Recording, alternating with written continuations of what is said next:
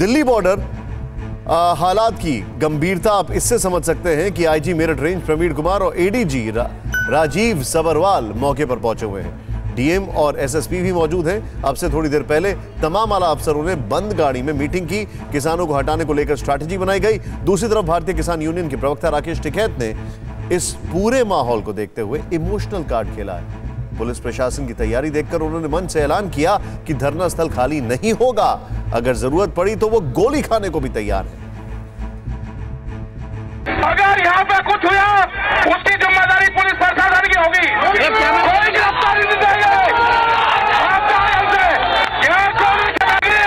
अगर यहाँ पे कुछ हुआ उसकी जिम्मेदारी पुलिस प्रशासन की होगी। कोई गिरफ्तारी नहीं देंगे।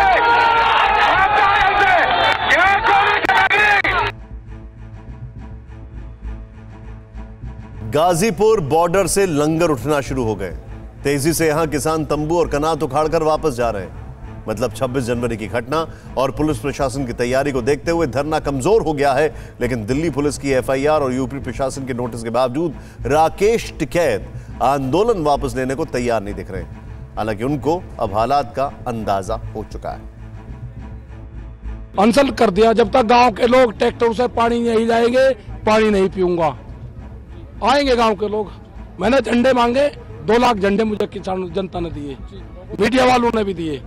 आएंगे, पानी गांव से आएगा तो पीऊंगा, नहीं पीऊंगा। मतलब प्रशासन ने पानी हटा दिया, सारी सुविधाएं हमसे हटा दी, बिजली काट दी।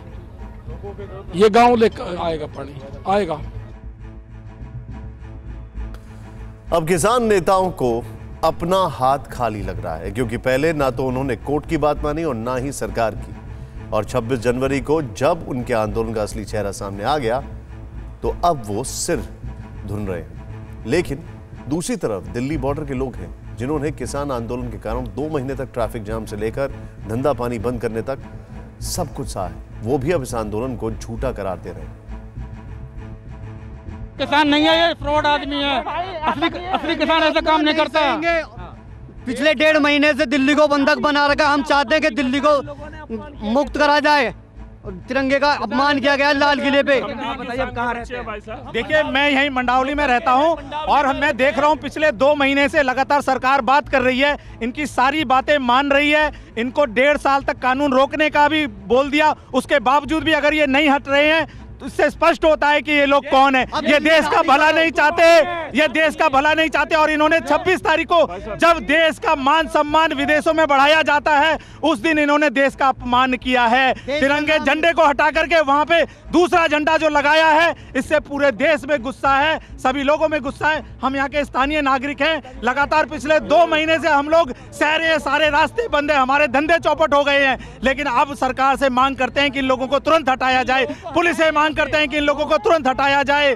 हम लोग बहुत आहत हो चुके हैं और देश जो है बहुत बदनाम हो चुका है। अब नहीं सहेंगे, अब नहीं सहेंगे, नहीं सहेंगे।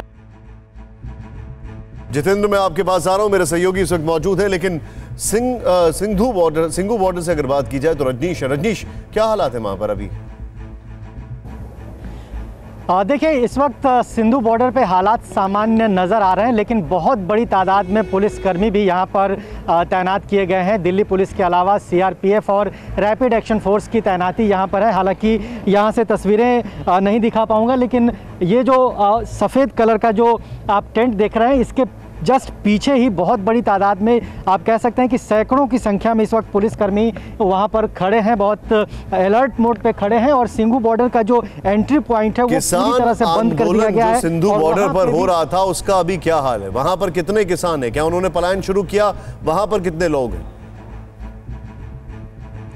देखिए, सबसे पहले तो यहाँ की एक तस्वीर आपको दिखाऊंगा। ये एंट्री के बाद का पहला टेंट लगा हुआ था किसानों का, और यहाँ पे सुबह में या फिर कल तक 100 से 150 ट्रैक्टर थे, लेकिन अभी बहुत गिनती के ट्रैक्टर नज़र आ रहे हैं। यानी कि यहाँ से जो किसानों का पलायन है वो शुरू हो चुका है। अभी गिनती के ही ट्रैक्टर यहाँ पे नज़र आ रहे हैं। और यहाँ पे जो नेता थे पन्नू, वो भी फरार बताए जा रहे हैं। उनका भी नाम पुलिस ने एफआईआर में दर्ज किया था, वो यहाँ पर नहीं है। तो उनके नेतृत्व के बगैर यहाँ पे लोग हैं, और ये क्या करने वाले हैं, इनकी योजना क्या है, किसी तरह की जानकारी इनके पास नहीं है। क्योंकि इस वक्त पहले पॉइंट पे जो आंदोलन पिछले 2 महीने से चल रहा था वो बिना किसी नेतृत्व का चल रहा है। लेकिन बैरिकेड के उस तरफ जहाँ पे पहले से किसान जमा थे, जो शुरू में यहाँ पर आए हुए थे वो अभी भी वहीं पर मौजूद हैं और वो वापस नहीं गए हैं और उनको अभी वापस जाने के लिए कहा भी नहीं गया है। क्योंकि ये जिस जगह पे मैं आपसे बात कर रहा हूँ ये दिल्ली की टेरिटरी आती है और यहाँ दिल्ली पुलिस पूरी तरीके से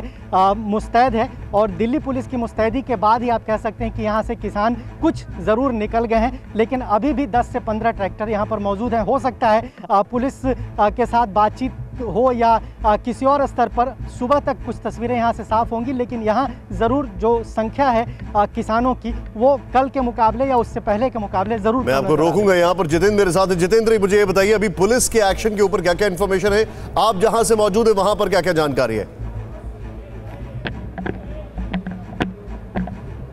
बिल्कुल निशान, देखिए इस वक्त मैं टिकरी बॉर्डर पर मौजूद हूँ और अब तस्वीरें सबसे पहले आपको दिखाना चाहूंगा।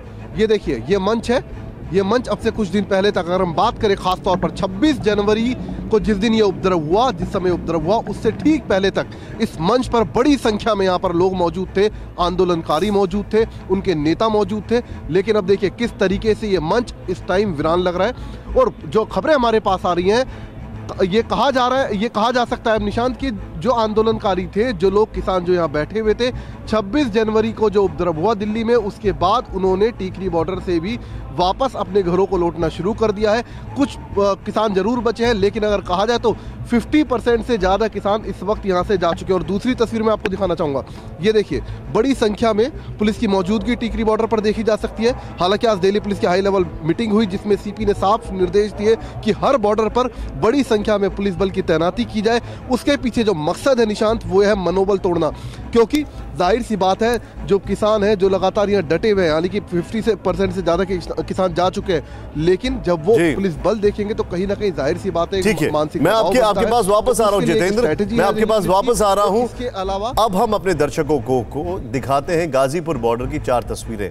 माना जा रहा है कि बहुत जल्दी यहाँ पर कुछ बड़ा हो सकता है। इन तस्वीरों को जरा ध्यान से देखें आप। पुलिस की सख्ती है, पहरा बढ़ा दिया गया है। गाजीपुर बॉर्डर पे आप देख रहे हैं आरएएफ तैनात है वहां पर, और टिकैत जो थे वो अब क्या कहा जाए, उनकी हालत खराब है। ये दुख के आंसू हैं, डर के आंसू हैं, ये आप खुद फैसला कर लें।